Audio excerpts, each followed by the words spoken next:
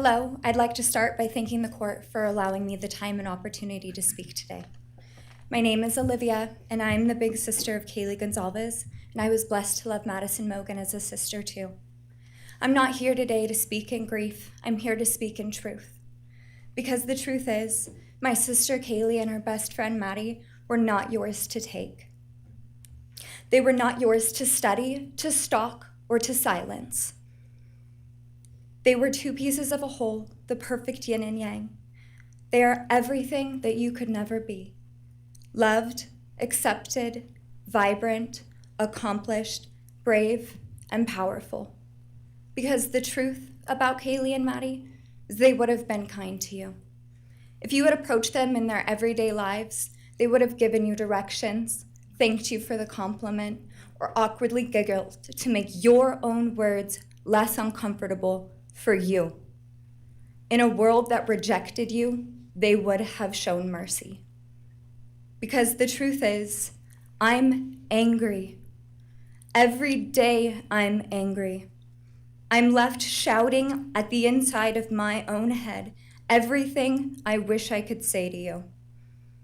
The truth about me is when I heard the news, I didn't cry. I listened for them. I promised them I would. That I would fight for them, that I would show up, no matter what it cost me. I swore I'd never let them feel alone. Because you see, I've always been their heavyweight. I've always been the one to fight the battles they didn't feel ready to fight themselves. All it ever took was a call, and they knew I would handle it for them, no matter the time, no matter the cost. They could wave their white flag because they knew I would never back down. Not for them, and not even death could change that. Somewhere along the line, I started to think about what I would say to them if I was given just one last chance.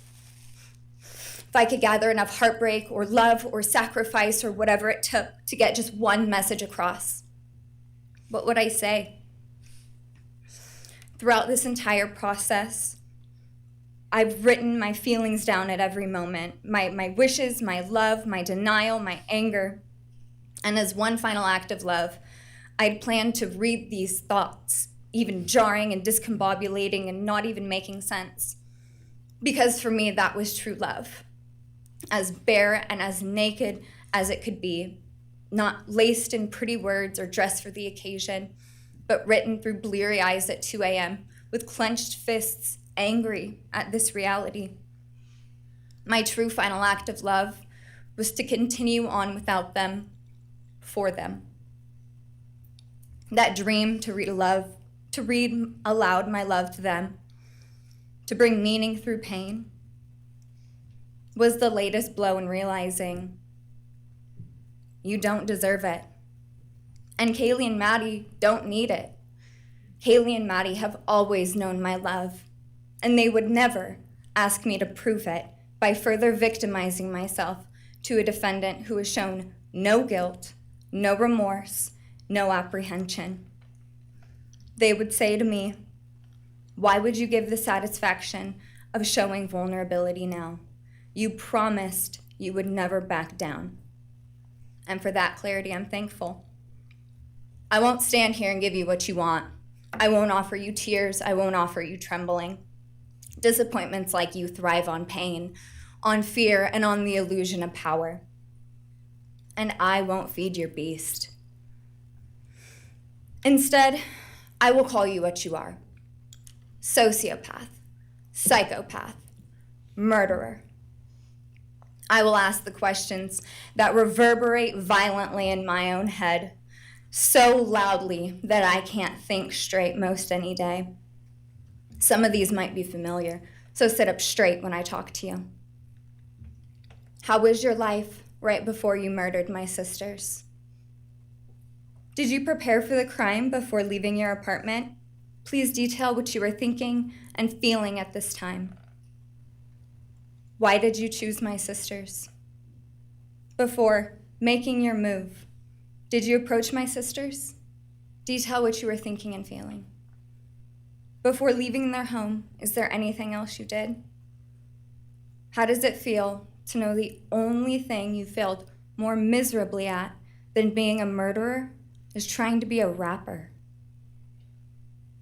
Did you recently start shaving or manually pulling out your eyebrows? Why November 13th? Did you truly think your Amazon purchase was untraceable because you used a gift card? How do you find it enjoyable to stargaze with such a severe case of visual snow? Where is the murder weapon? The clothes you wore that night? What did you bring into the house with you? What was the second weapon you used on Kaylee? What were Kaylee's last words? Please describe in detail the level of anxiety you must have felt when you heard the Bearcat pull up to your family home on December 30th, 2022. Which do you regret more? Returning to the crime scene 5 hours later, or never, ever going back to Moscow, not even once, after stalking them there for months? If you were really smart, do you think you'd be here right now? What's it like needing this much attention just to feel real? You're terrified of being ordinary, aren't you? Do you feel anything at all? Or are you exactly what you always feared? Nothing. If you're so powerful, then why are you still hiding, defendant? You see, I'm here today as me. But who are you? Let's try to take off your mask and see. You didn't create devastation. You revealed it in yourself. And that darkness you carry, that emptiness, you'll sit with it long after this is over. That is your sentence. And it was written on the wall long before you ever pled guilty. You didn't win. You just exposed yourself as the coward you are. You're a delusional, pathetic, hypochondriac loser who thought you were so much smarter than everybody else. Constantly scolding, turning your nose up to grammar mistakes, nitpicking and criticizing others. You wanted so badly to be different, to be special, to be better, to be deep, to be mysterious. You found yourself thinking you were better than everyone else, and you thought you could figure out the human psyche and see through it, all while tweaked out on heroin. Lurking in the shadows made you feel powerful because no one ever paid you any attention in the light. You thought you were exceptional, all because of a grade on a paper.